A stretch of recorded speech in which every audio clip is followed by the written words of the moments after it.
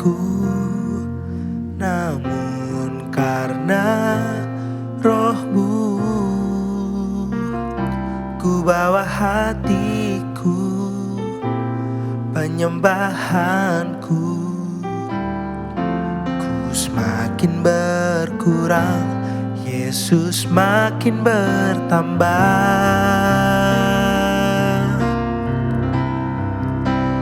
Mengikut Yesus, itulah kesukaan hatiku. Ku lepas semua hakku untuk mengenal kehendaknya di hidupku. Mengiring Yesus, itulah kekuatan hidupku. Ku yakin anugerahnya mampu jadikanku hamba yang berkenan selalu.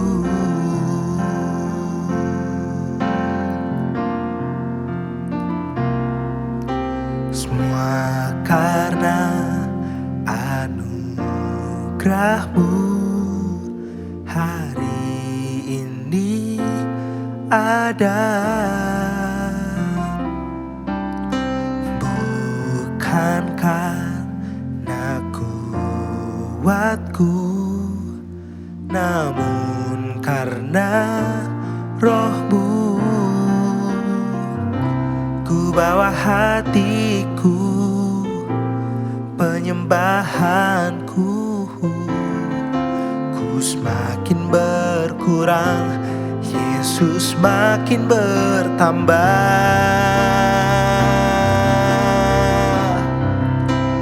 Mengikut Yesus, itulah kesukaan hatiku. Ku lepas semua hakku untuk mengenal kehendaknya di hidupku. Mengiring Yesus, itulah kekuatan hidupku.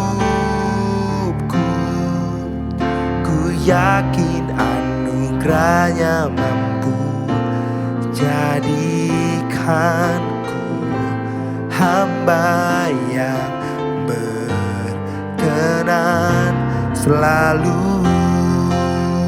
Mengikut Yesus, itulah kesukaan hatiku.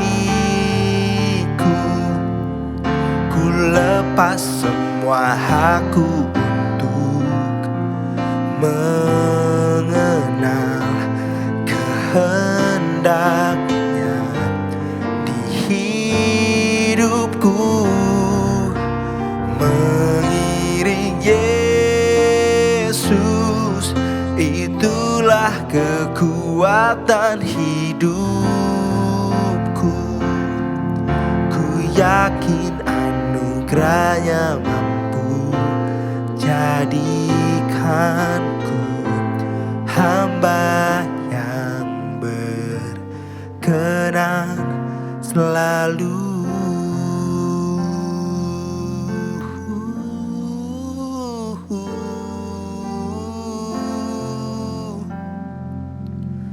Mengiring-Mu Yesus Tuhan.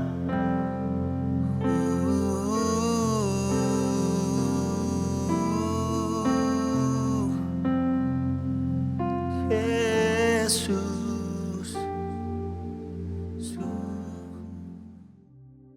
Salam saudara-saudara yang terkasih. Hari ini kita sudah sampai ke perenungan kita dari Hakim-Hakim 3. Kita akan baca dari ayat firman Tuhan dari Hakim-Hakim 3 ayat yang ke-7. Demikian firman Tuhan. Orang Israel melakukan apa yang jahat di mata Tuhan. Mereka melupakan Tuhan Allah mereka dan beribadah kepada Baal dan para Asyera. Lalu bangkitlah murka Tuhan terhadap orang Israel, sehingga Tuhan menjual mereka kepada Kushan Rishathaim, Raja Aram, Mesopotamia, dan Raja orang Israel, menjadi takluk kepada Kushan Rishathaim 8 tahun lamanya. Ya, saudara, ketika kita membaca kitab Hakim-Hakim, kita tidak sedang membicarakan sejarah jauh di masa lalu.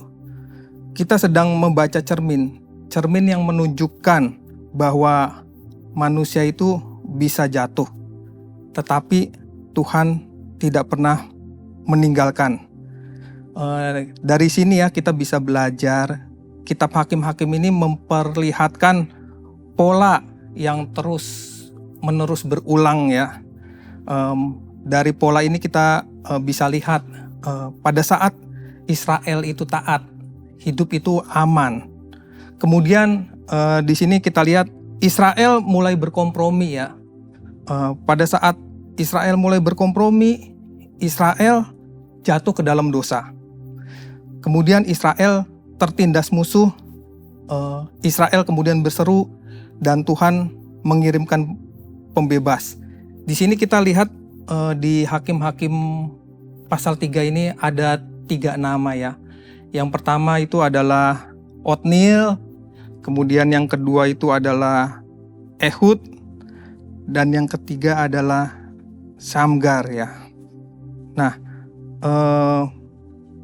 Tuhan itu membiarkan bangsa-bangsa di sekitarnya tetap tinggal, bukan karena Ia tidak sanggup menyingkirkan mereka, tetapi Tuhan ingin menguji bangsa Israel. Apakah mereka tetap setia? Apakah mereka tetap taat? Apakah mereka tetap hidup berbeda?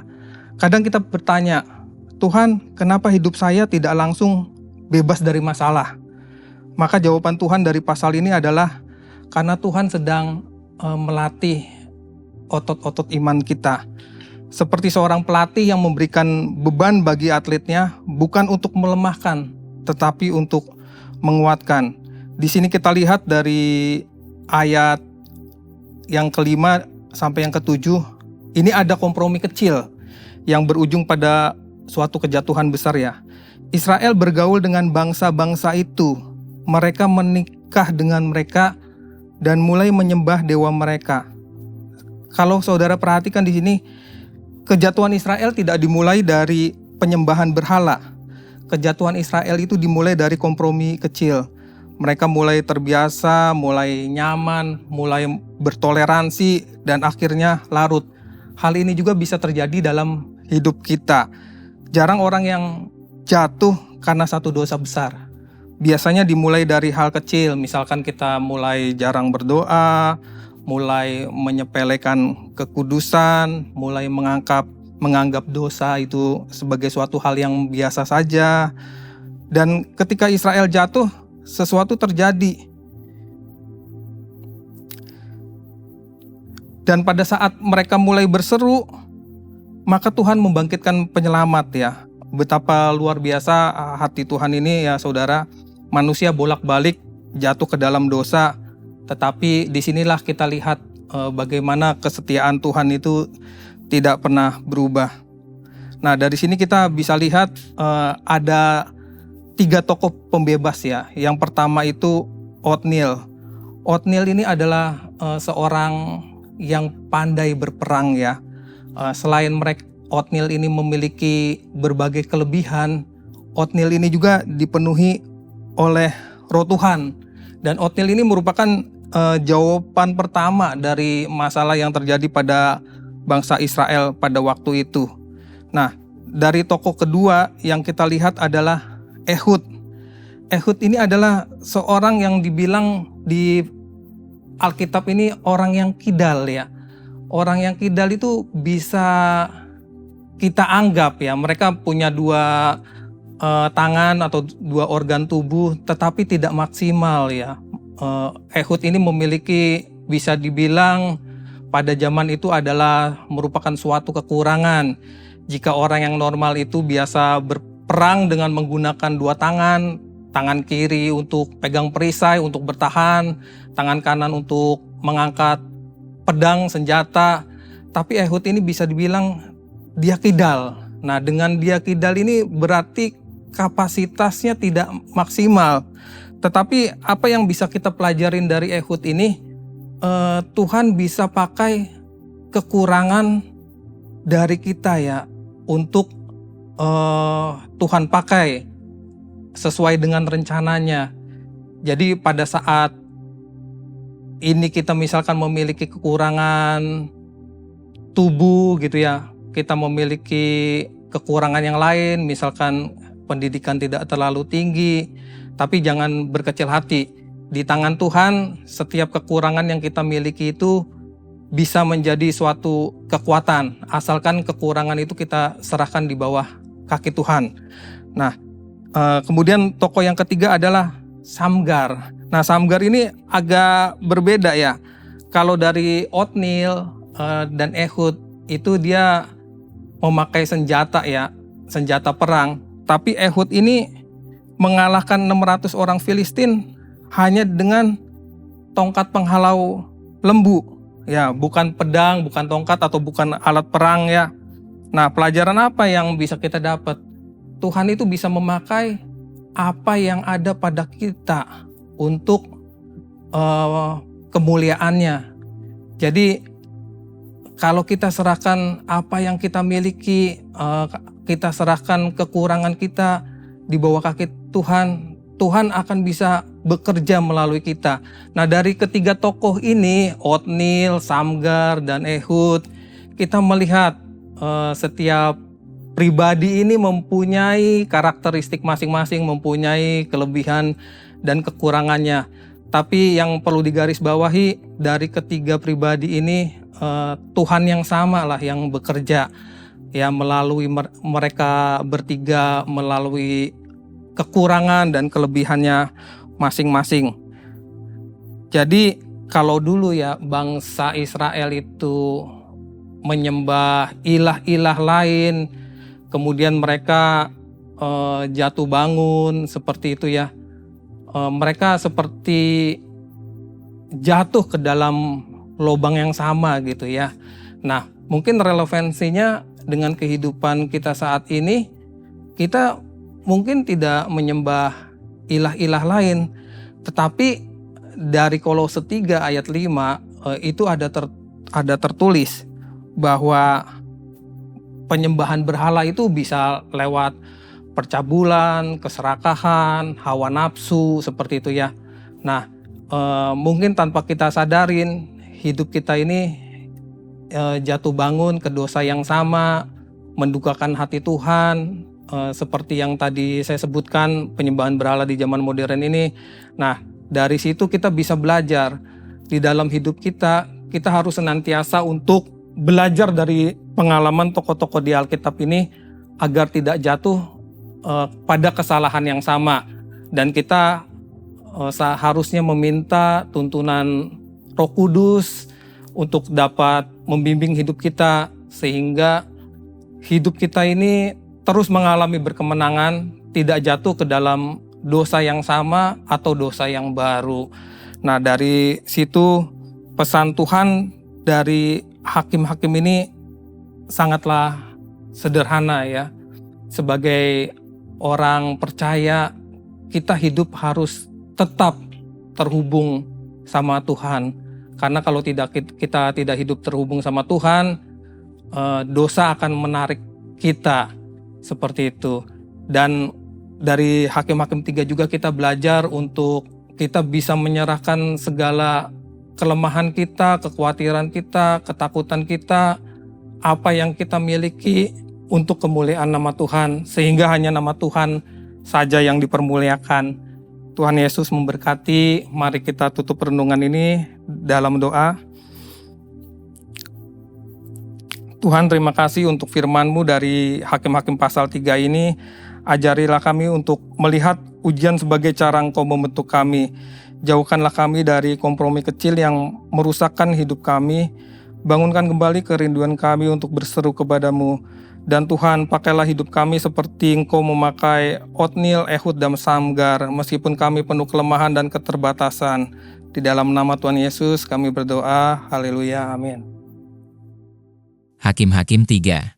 Bangsa-bangsa asli yang dibiarkan tinggal di Kanaan. Inilah bangsa-bangsa yang dibiarkan Tuhan tinggal untuk mencobai orang Israel itu dengan perantaraan mereka, yakni semua orang Israel yang tidak mengenal perang Kanaan.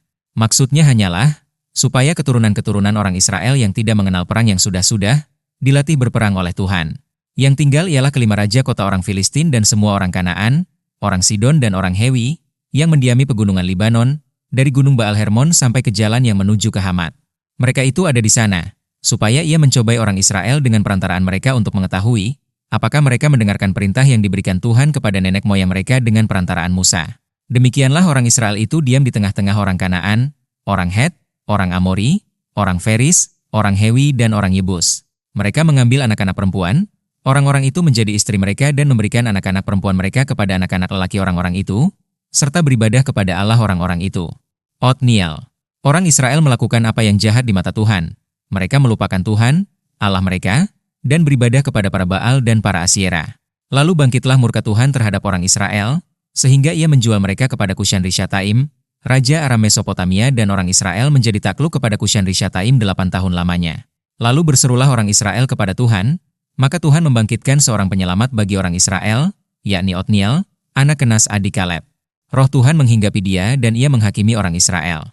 Ia maju berperang, lalu Tuhan menyerahkan Kushan-Rishathaim, Raja Aram, ke dalam tangannya, sehingga ia mengalahkan Kushan-Rishathaim. Lalu amanlah negeri itu 40 tahun lamanya. Kemudian matilah Otniel anak Kenas. Ehud. Tetapi orang Israel melakukan pula apa yang jahat di mata Tuhan. Lalu Eglon, Raja Moab, diberi Tuhan kuasa atas orang Israel, oleh sebab mereka telah melakukan apa yang jahat di mata Tuhan. Raja ini mengajak Bani Amon dan Bani Amalek menjadi sekutunya. Lalu majulah ia dan memukul orang Israel kalah.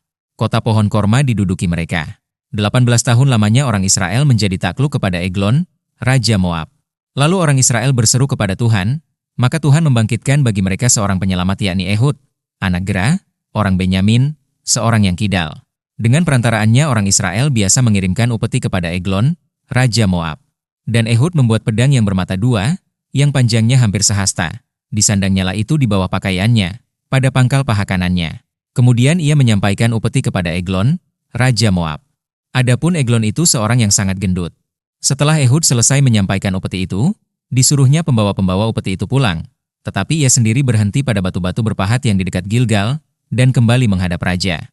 Berkatalah ia, "Ada pesan rahasia yang kubawa untuk tuanku, ya raja." Kata Eglon, "Diamlah dahulu." Maka semua orang yang berdiri di depannya itu pergi keluar. Lalu Ehud masuk mendapatkan dia, sedang ia duduk sendirian di kamar atas di rumah peranginannya. Berkatalah Ehud, "Ada firman Allah yang kubawa untuk tuanku." Lalu bangunlah ia berdiri dari tempat duduknya. Kemudian Ehud mengulurkan tangan kirinya, dihunusnya pedang itu dari pangkal paha kanannya dan ditikamkannya ke perut raja, sehingga hulunya beserta mata pedang itu masuk. Lemak menutupi mata pedang itu, sebab pedang itu tidak dicabutnya dari perut raja. Lalu keluarlah ia melalui pintu belakang. Demikianlah Ehud sampai ke serambi, pintu kamar atas itu ditutup dan dikuncinya setelah ia keluar. Baru saja ia keluar, datanglah hamba-hamba raja melihat, tetapi pintu kamar atas itu terkunci. Lalu berkatalah mereka, "Tentulah ia membuang air di kamar rumah peranginan itu." Lalu mereka menunggu-nunggu sampai menjadi bingung, tetapi raja tidak membuka pintu kamar atas itu. Kemudian mereka mengambil kunci, membuka pintu, maka tampaklah tuan mereka mati tergeletak di lantai. Sedang mereka berlambat-lambat, Ehud meloloskan diri. Ia lewat dari batu-batu berpahat dan meloloskan diri ke arah Seira. Setelah ia sampai ke sana, ditiupnyalah sangkakala di pegunungan Efraim. Lalu turunlah orang Israel bersama-sama dengan dia dari pegunungan itu, dan ia sendiri di depan. Berkatalah ia kepada mereka, "Ikutlah aku, sebab Tuhan telah menyerahkan musuhmu, orang-orang Moab itu, ke dalam tanganmu." Maka turunlah mereka mengikuti dia. Lalu mereka merebut tempat penyeberangan sungai Yordan ke Moab dan tidak seorang pun dibiarkan mereka menyeberang.